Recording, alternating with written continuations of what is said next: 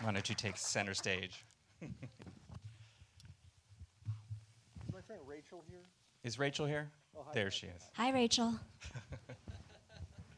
Remy, huh? All right. All right. Thank you guys for coming out, and congratulations. Congratulations on your nomination, I believe, was today. We talked about backstage. Thank you. Yeah. Thank you very much. Sorry, what did you get nominated for today? Nice setup. I was nominated for a Critics' Choice Award. Critics' Choice, okay. Congratulations. What's the Critics' Choice Award? Oh, we'll talk about that later. So when I thought about our conversation today, or tonight, I actually went back to Swift and to A Modest Proposal, and I really started thinking about what is absurd, and what is absurd in this moment.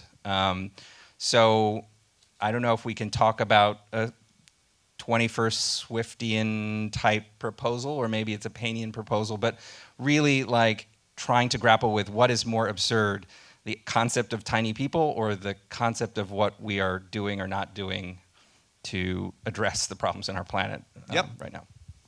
Yeah, I know. Come on, a little more. Well, I mean, it's absurd that, actually, Jim and I are convinced that downsizing is the only solution for overpopulation and climate change, because otherwise we're totally fucked. I mean, it's not, me being pessimistic or, it's just you read the paper every day, or at least we used to. Yeah. And I can't think of any other solution. We can't populate other planets, or you can just wait for everybody to get killed off through climate change and nuclear war and famine and, everything the guy talks about. And that'll probably happen. But anyway. Well, but that's actually what struck me. It's like it actually get some seems laughs almost out of less the deal. absurd to imagine a future where this is the literal solution than not having a government policy be denial of climate change, right? That seems actually more absurd than tiny people. Oh, yeah. Because it's all about money. Well, leads me to my next question and theme, which is choice. And I feel that, your character in a way represents that, right? Because downsizing involves, for some people, a lifestyle choice. And for others, a means of being alive or staying alive, right? It is potentially the means in terms of, in her case, migration. So I don't know if you can talk a little bit about being the central character who has to make that really vivid after the whole, introduction is this really fantastical, what a dream choice we were able to make potentially versus this kind of necessity that your character brings to it. Oh, boy. I'm sorry. I didn't get what he meant by necessity. That your character, Well, she's forcibly downsized in prison. Yes. I mean, so, and then, because of that, then she becomes a refugee. Necessity in terms of what you think the screenwriters were trying to get across, or? Well, that, her becoming tiny was not her choice, but then her choice to become a refugee and, this, have this lifestyle where she becomes basically part of a labor force for the people who made this choice as like I a don't know positive. if that's really a choice. I mean, with my parents, they were Vietnamese refugees, and they came over here, and they didn't speak the language, and they didn't have a support system. When we got over here, it was because we had a sponsor family in New Orleans, and we weren't related to them at all. So the sponsor family, the man, the father, the husband, he was a butcher. So my dad, out of obligation, went butchering with him, even though that's not anything that he would want to do. My parents had a coffee shop in Saigon before they came over. So you do things out of necessity and not so much by choice. And a lot of people, when they describe my character to me, they say, oh, she's really harsh, and she's like really fiery. And I feel like a lot of people assume that that's like innate to the culture, and it's not. You sort of develop those things out of because of all of the tumultuous events that have happened in your life, and probably a lot of violence and a lot of internalized trauma. So some of those things that you sort of lightly sum up is really about something much deeper and much more profound.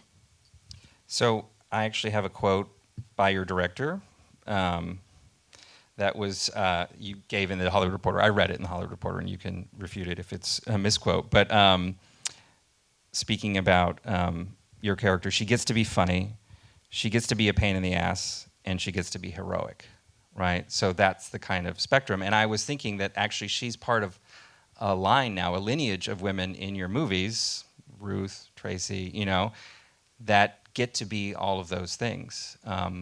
Thanks for saying that, because I get a lot of questions like, oh, you're so stuck on the Midwestern white schnook from Omaha. And I appreciate your saying that I've had some interesting broads in my films. Yeah.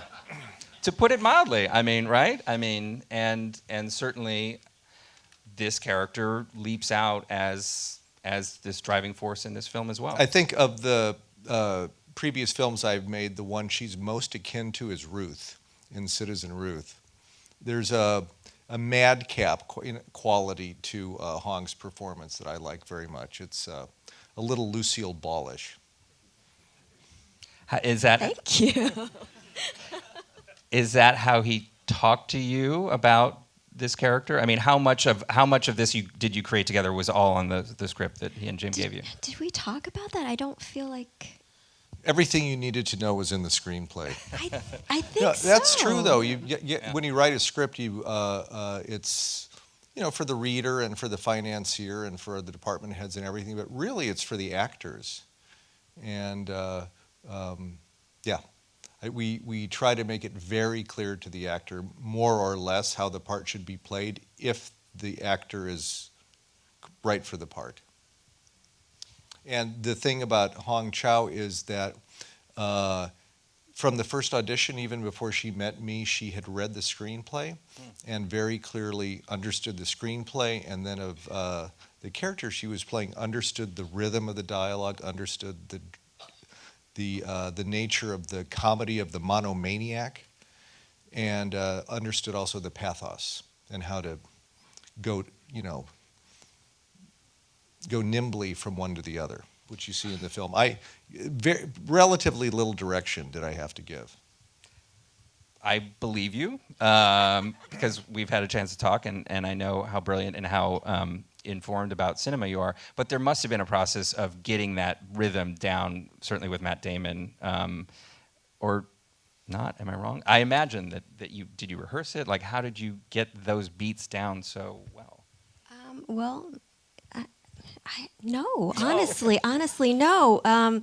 I personally, as an actor, never like to sit and discuss my character or the other character or our relationship or anything like that. I just kind of feel like if I did my job and I trust the other person has done their job, we just go on set and kind of play around with it and chew the scene for a little bit, and we roll, and that's it. Pretty much with Hong, I was able to give the 4 best directions, which are louder, softer, faster, slower. No, Yeah, truly. Yeah. Well, I think we're getting some insight into your set, but look, this for me is a natural extension and something I celebrate for Alexander Payne. In the director I admire, but it's beyond, let's say, the scale maybe of what you've done before, and not to dwell on that, but was that exciting? It sounds like you didn't change much of your style in order to pull that off. Man, making this film, it was hard. Nothing about it was easy. I'm so glad it's over. I'm so glad never to have to think about it again after having to talk about it for the next few weeks. I want to move on because it's just been in our system, our meaning Jim Taylor and mine, my co-writer, our system for so many years. It's like, but in terms of making it, yes, more extras, a huge visual effects budget, a huge production design budget. I'd never shot on sound stages before. But it's all I can say is it's just like every other film I've made, just more of it. So, talking about this movie, I first saw it. I was privileged to see it in Venice when it premiered, Yep. and then now experiencing it here in LA, or thinking about experiencing it actually before even tonight, and driving around, visiting friends on Far East, and I thought, wow, in the land of the KB home, this film feels very different. In the right? land of what? KB Homes, like I don't know those. what that KB is. Homes is this big developer, right? They build the planned community. Those Oh, they do? houses that all look the same, tract Oh, okay. homes. Yeah. Anyway, it's very LA in that way, and the context changed because when I saw it in Venice, I saw it through this kind of cinephile critical lens, and there was this kind of lovely atmosphere of discussion. And here, it just was like thud. Oh, maybe this already exists. And so I guess I wanted to ask about putting this film in different contexts, especially one that's so politicized here in this country right now, or maybe even here in LA. You could talk about that, but just talk about different people viewing this film in different contexts. Well, I don't really know how to answer that yet because the movie isn't out yet. It doesn't open until the 22nd. I don't really have, the early reactions I have are from 3 or 4 film festivals. The only thing I can really recall offhand is when I've shown the film in Europe. I've shown it in Paris, London, Greece, Venice, obviously. I hear, oh, well, we like it very much in Europe, but I don't know how it will play in America, if they will. They have no irony there. They do not have irony. Will they be insulted? They won't get, but it will be very big success in many admissions. So I'm getting that a little bit. And then here I get, well, it's so American humor. I wonder if it's going to play in Europe. And you've been traveling around this with Did that this answer as well. your question? Or Well, did no, I it's take fair. It somewhere hasn't else? really screened enough, but just maybe even the way that you would think about it as a work of film art versus a manifesto about where we're going to go, what we should do. Either of you. Let me just say one more thing, though. The film has strongly, political, social, satiric elements, and purposefully so. I have no idea if those things will land when it comes out. I made an abortion comedy 20-some years ago, didn't get a single protest letter. Of course, nobody saw it, that to speak of. Weinstein just dumped it. And it's kind of a larger question, I think, about the power of cinema today anyway, when we're so deluged with images. I've often wondered what the splash would be if Clockwork Orange were released today. Would it function as that same cinematic hand grenade that it did 40 years ago, 45 years ago? I don't know. Well, I don't know if you want to address the different What audiences. would Blue Velvet be like today if it came out? It was so powerful when it came out in '84. Anyway, no, really. The different audiences. Yeah, or just how you would imagine both either your character, your performance, or the film speaking to different audiences. Well, it's hard because with good films, they change with you as you grow and as you mature. You can see a movie at one point in your life, and then maybe 2 or 5 years down the road, because of life experiences, you have a different point of view or perspective on it. This movie, in the times that the places that we've shown it, I think for the most part people enjoy it, but then any sort of non-positive feedback we've gotten about it is really because people want a definitive, absolute answer. They felt like, there needed to be some things that were addressed and answered very concretely, and I don't know if any one role or any one movie can be all things to all people, so you have to be flexible as an audience member, and some people just aren't, So when as an actor, I can only say that I can't really be in control of how people are going to receive a performance. And then I guess the same thing for Alexander as a director. You can never really be in control of that, but hopefully it's whatever people feel about it, it's not one way or the other. I wasn't specifically trying to get a criticism. I was more about like the urgency of any political message that would be in it, I guess, is what I'm really trying to get at. And whether, I mean, it doesn't feel like a message film. It feels like an absurdist proposal that nudges people towards that. What's that? That, using absurd, satire and, this kind of science fiction-based absurdity would nudge people to a realization, hey, maybe there's something we should be thinking about other than, Other than what to eat after the movie. Yeah.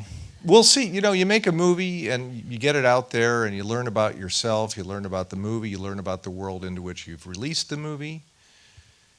Even with the aforementioned Citizen Ruth, 20 years went by, and 15, and Juno, and some other movie that had a woman deciding to have an abortion. Yes.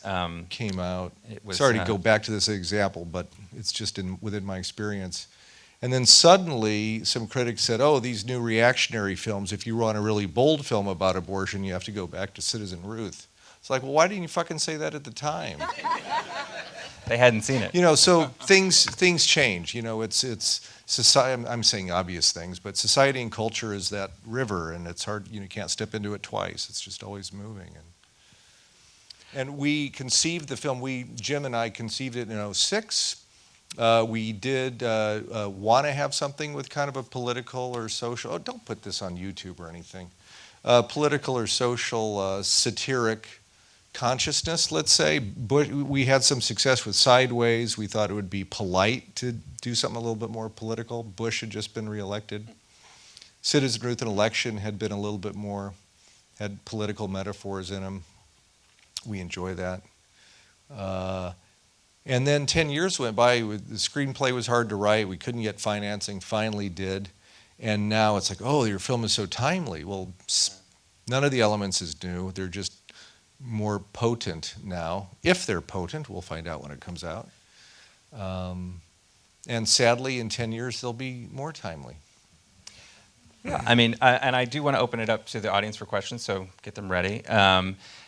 I was thinking, it's you propose this and you offer scalability as a solution, but really all it is just transferring the problems from one scale to another. Plus ça change. ... So there's a mic, I think, available, and I think I saw a hand down here. Did I? Yep. And the mic will come to you. The question is for the director. Who is George? Oh, that's sweet of you to ask. I lost a brother a couple of years ago. Wish he had been around to see the picture. Yeah, let's try. I'm sorry to make you do Stairmaster, but I rarely get to the back, so let's try and do that. I'm coming. I'm on my way.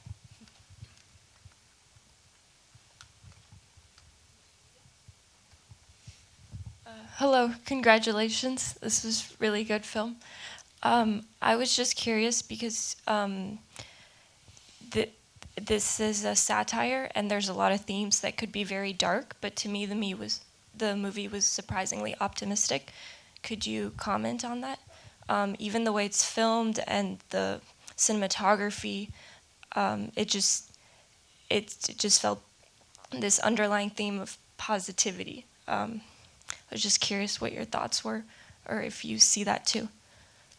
Well, I certainly think no matter what the subject matter, movies in general should be charming and entertaining. Kurosawa always used to say movies should first and foremost be entertaining and easily understood, and then you can kind of do whatever you want. And no matter what the subject matter of the movies I'm lucky enough to make, I have such joy in making them, and want the experience. It's again, no matter what the subject matter is, it's heartening to know that if the audience feels some of the same joy watching the film that we felt while making it. I'm not sure I would call the movie optimistic necessarily. Nor do I think it's pessimistic. I don't necessarily think in those terms. It's, just what tumbles out, tumbles out. But I appreciate that you find a nimbleness to it, I hope a joy, and you say optimism or sunniness to it, and I just hope it was charming. How could it not be? It had Norwegians in it. A lot of movies. People say, "What do you think of this movie or that movie?" And I find myself often saying, the first thing, no jokes. There's so many movies that come out and they're just utterly humorless. Now, I am not here to dictate what a movie can't be. I want to be democratic and Catholic with my taste in movie. But, you got to have some jokes in there, I think. Even Amour, even Haneke's Amour is funny. Really? Yeah, he's got some jokes in there. Were there jokes on set? Oh, yeah. Yeah? Tons, Yeah. It's hard to find a time when there's not Okay. jokes. Yes, sir. By the way, thanks for coming, and thanks for, not you two, but thanks for thanks for staying. There's jokes on stage. For Mr. Payne, this definitely is a contender. Whoever did the selection, certainly this qualifies on all levels. I did find it very humorous, entertaining, and moving too, so I think it has everything. The question is that in Norway, I think Svalbard or somewhere, there is a seed vault that they do collect from all over the world. And I was just wondering if that was kind of a catalyst in your thoughts of planning like a human version. Yeah, it's not in Svolvær, but It is, okay, thank you. but we based in Svolvær, by the way, when we shot there. Interesting, This lovely town north of the Arctic Circle, old fishing town. Yes, the seed vault in Norway was an inspiration to the human vault that you see in the film. We thought if those crazy Norwegians are thinking about preserving plant life for eternity, despite what happens on the surface, the smallness of these people would allow them to do the same with human life. Yes, it was an inspiration. You get a star. But it's all, and I see that hand over there.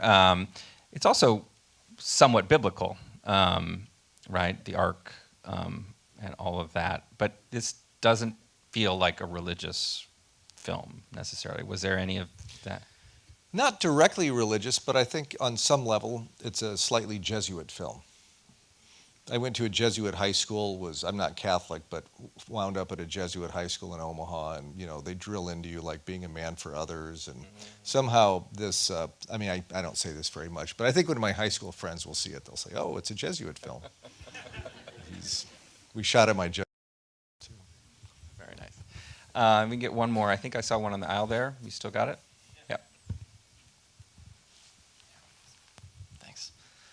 I was wondering what Paul was thinking at the end of that movie. Which part of the ending? Like the very last shot of him kind of looking at, I can't remember the character's name, but Yeah, I get that he's like Mr. appreciating it. I just wasn't sure what he was thinking. I don't know exactly, but I can tell you that the shot was, not to compare this film with those great films, but in a way with the structure of the film, the episodic structure of the film, and ending on a close-up of the man's face, I found consolation, if not inspiration, in those old Fellini movies, Nights of Cabiria and La Dolce Vita and 8½, where you follow an individual through a series of often seemingly unrelated episodes, and you meet a whole host of new characters who come and then fall by the wayside, and you think, well, where's this movie going? Why are they doing all this? And then the movie ends on a close-up of the person's face, and some accumulated sense of of all the experiences until that moment, I hope, kind of hit the person, and I hope by extension the viewer, and maybe what seemed like a loose narrative thread is suddenly pulled taut. Not to compare this film with those, I repeat, but that was what at least the director was thinking, but I can't say exactly what he was thinking. But certainly, to say the obvious, he has felt some sense of falling back into himself. I should point out that Alexander Payne is one of the great champions of film preservation. So when he's citing these films, there is a great chance, thanks to his efforts, that you'll be able to actually see them. And that is an ongoing process, and all of us who work in that arena are grateful to have his support. And I just learned backstage that Hong is also a great cinephile, and we now have a mission to bring more cinephile experiences to LA, to all you Ravenous fans who would participate in that, her kind of primo amongst them. But I really have to commend both of you, because to be able to talk about this film in the context of what has come before is something that's actually sadly rare.